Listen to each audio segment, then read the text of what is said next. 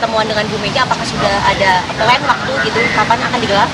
Saya pikir mudah-mudahan tidak terlalu lama lagi, mudah-mudahan ya. Barangkali apakah Mbak Mega sudah barangkali mempunyai waktu, pikiran, kondisi yang tepat, ya itu terserah Mbak Mega ya. Pak Surya Paloh, bagaimana ini pertama kalinya bolanya dilempar oleh Mas Ganjar, bukan dari suara partai sendiri. Apakah nanti pertemuan dengan Mas Mega? Saya kan katakan tadi, jangankan Mas Ganjar yang calon presiden, kamu sebagai reporter, sebagai jurnalis menggagas itu hak konstitusional yang ada di negeri kita ini. Apa yang kita pilih? Jalan dalam pendekatan aspek konstitusional atau inkonstitusional? Yang mana? Kalau saya tetap mengedepankan pendekatan landasan konstitusional dulu.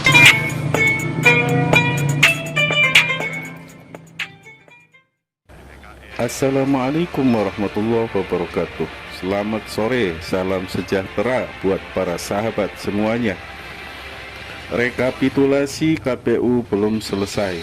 Perhitungan suara baik DPRD, DPD maupun DPRD, bahkan presiden sekalipun belum selesai. Tapi kisruh semakin menganga. Ada yang bilang hasil pemilu adalah curang, ada yang mengatakan ini adalah tipu muslihat dan lain sebagainya. Bahkan akhir-akhir ini ada sebagian dari pasangan calon presiden yang kemudian mendorong untuk terjadinya hak angket di DPR. Dari PKS maupun Nasdem semuanya mengikuti, ya kan, progres yang berjalan dan sekaligus mengevaluasi. Nah, kalian sudah pasti tahu tanpa saya sebutkan, ini tidak pemilu yang berjalan mulus dan biasa-biasa saja. Itu pasti itu. Pak Surya, kemarin ada rencana bertemu dengan Bu Mega, itu seperti apa tuh Pak? Apa itu? Apa memang ada rencana bertemu dengan Bu Mega Pak? Bertemu dengan Mbak Mega itu barangkali bisa tanya sama Mbak Mega. Kalau dari saya kan sudah beberapa kali saya katakan bahwasanya antara komunikasi antara saya dengan Mbak Mega itu adalah komunikasi yang tetap barangkali amat sangat dibutuhkan oleh katakanlah sebagian besar lah, saya bisa katakan masyarakat yang menginginkan. Siapa lagi kalau bukan Ganjar Pranowo, pasangan calon presiden dari PDIP yang mendorong agar hak angket di DPR digunakan. Ini semua supaya bisa mengetahui sejauh mana dugaan kecurangan yang terjadi pada pemilu 2024. Gayung pun kemudian bersambut. Pasangan Amin, Anies Baswedan dan Muhaimin Iskandar, partai pengusungnya Nasdem, PKB dan PKS itu menunggu keputusan daripada PDI Perjuangan sebagaimana disampaikan oleh Surya Paloh sebagai Ketua Umum Nasdem. Kekuatan politik di DPR ketika pengusung Amin, partai Nasdem, PKB dan PKS serta PDIP ditambah dengan P3, maka kekuatan politik di DPR sungguh sangat luar biasa.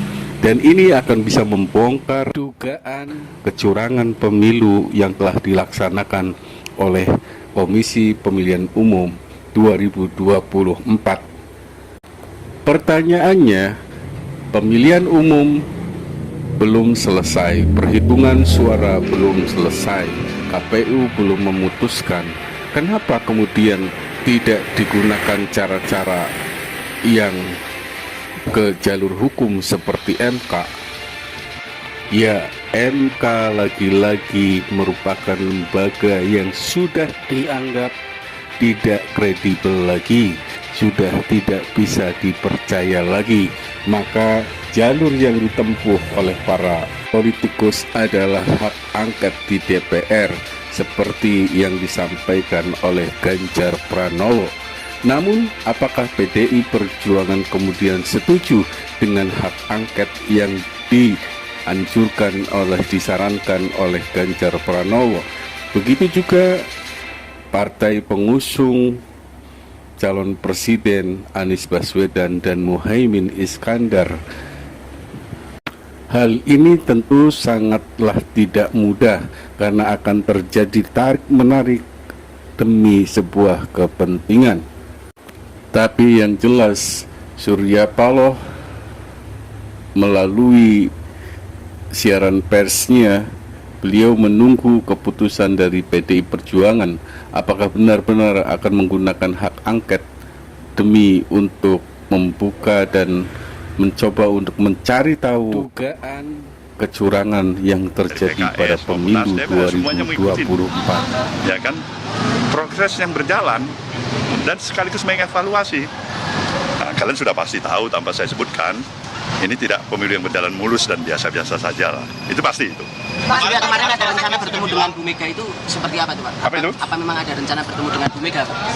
Bertemu dengan Mbak Mega itu barangkali bisa tanya sama Mbak Mega. Kalau dari saya kan sudah beberapa kali saya katakan bahwasanya antara komunikasi antara saya dengan Mbak Mega itu adalah komunikasi yang tetap barangkali amat sangat dibutuhkan oleh katakanlah sebagian besar lah, saya bisa katakan masyarakat yang menginginkan bagaimana kita bisa duduk bersama untuk melihat masa depan bangsa ini. Kemarin para sekjen kan sudah bilang bahwa dukungan kepada hak angket dari PDIP sudah ACC dari Surya Paloh. Artinya sikap dari Koalisi Perubahan akan mendukung hak angket dari Nah, kalian tahu itu kan hak konstitusional yang ada.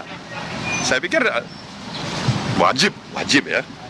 Bukan hanya sekedar mengiyakan, tapi wajib untuk menghormati, menghargai hak-hak konstitusional itu. Kan sayang sekali kita ada hak konstitusional diinisiat siapapun itu, terutama barangkali saat ini adalah kawan-kawan dari Partai Demokrasi Indonesia Perjuangan misalnya.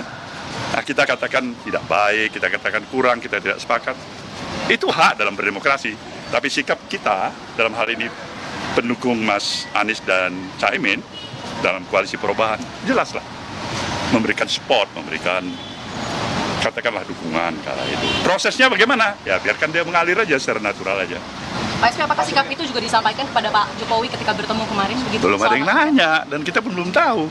Karena begitu dinamisnya perjalanan aktivitas kegiatan yang ada di tengah-tengah pemilihan umum yang sudah berlangsung ini ya.